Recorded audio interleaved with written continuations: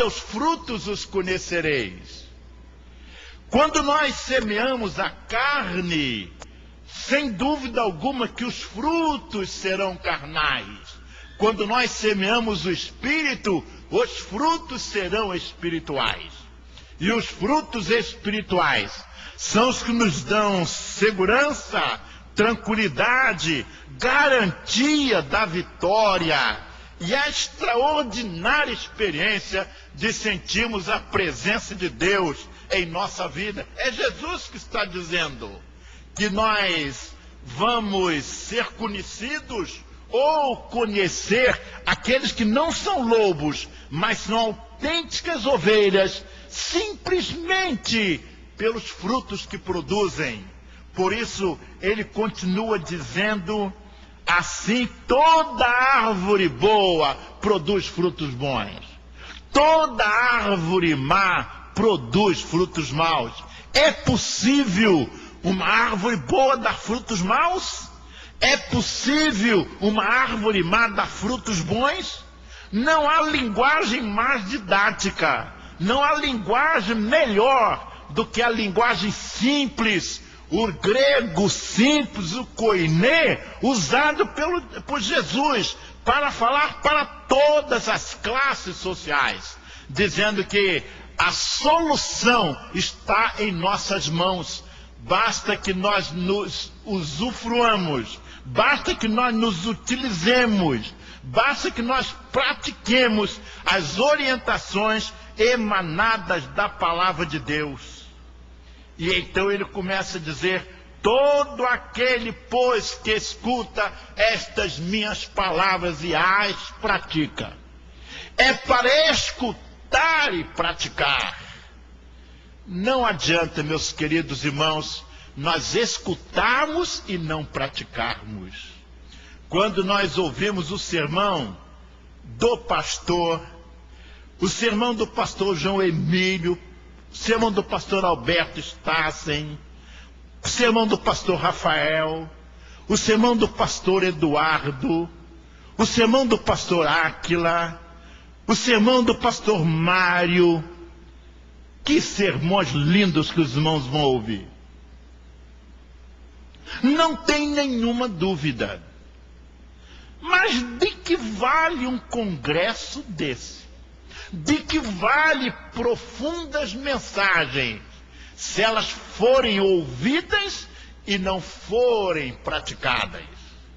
Por isso, o Senhor está chamando a atenção, todo aquele que escuta as minhas palavras e as pratica, assemelhá-lo-ei ao homem prudente que edificou a sua casa sobre a rocha. A palavra de ordem é edificar a casa sobre a rocha. Edificar a casa sobre a rocha é um simbolismo. Não é você ir lá e comprar uma casa lá na rocha, lá na pedra, mas para dizer que esta rocha que se refere à palavra de Deus é a rocha dos séculos, a palavra de Deus, o puro evangelho, o evangelho de Cristo crucificado.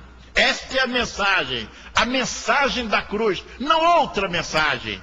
Não é a filosofia, nem a psicologia, nem a sociologia, nem a economia, nem a política, mas é a mensagem da cruz. A mensagem da cruz. Esta é a mensagem, esta é a rocha sobre a qual nós edificamos a nossa vida espiritual e, por consequência, a nossa vida no lar. Há o marido que se deixa dominar pela palavra de Deus. Que lar abençoado.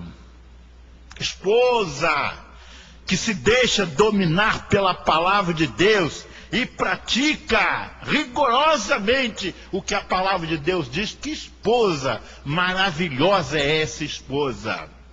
Que filhos que vão seguir os exemplos dos seus pais, Uma casa onde não há palavrões.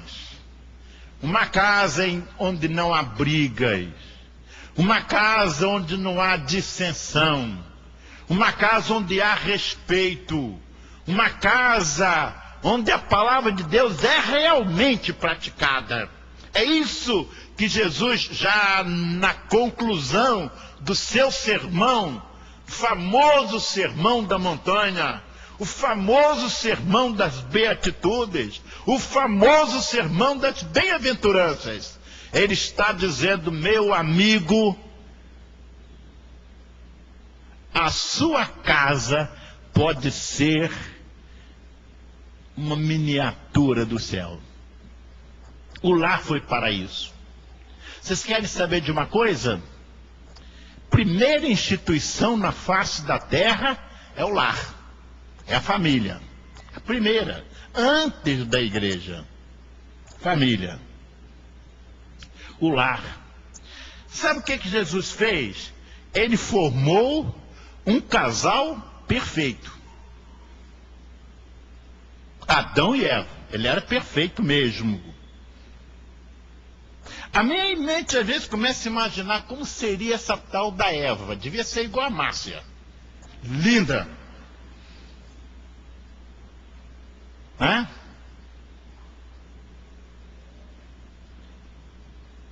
Eva era linda. Tinha de ser. Afinal de contas, ela foi criada por Deus, a primeira mulher na face da terra. Um casal perfeito. Sabe o que Deus fez? Colocou Adão e Eva no lugar perfeito. Sabe qual lugar? Jardim do Éden. A Bíblia descreve o Jardim do Éden como lugar perfeito. Sabe para quê? Para viver uma vida perfeita. Um casal perfeito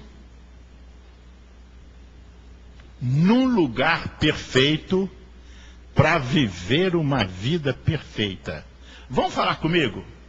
Um casal perfeito para viver num lugar perfeito para viver uma vida perfeita.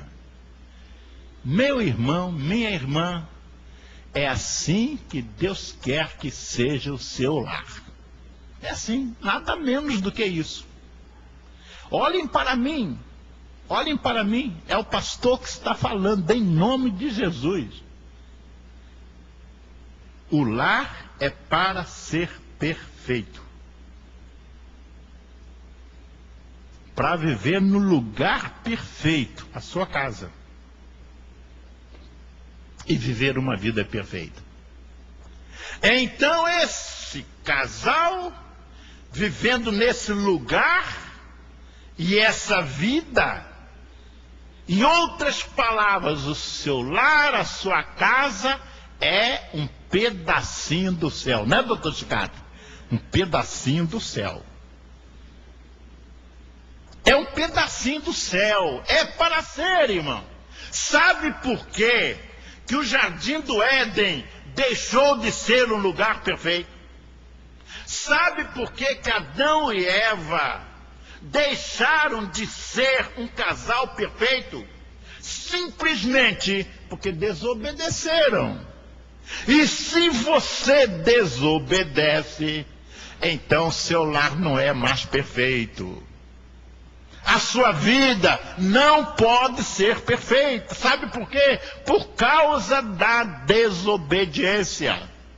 E a palavra de Deus nos diz que se nós somos obedientes a Deus, nós estamos montando a nossa casa sobre uma rocha.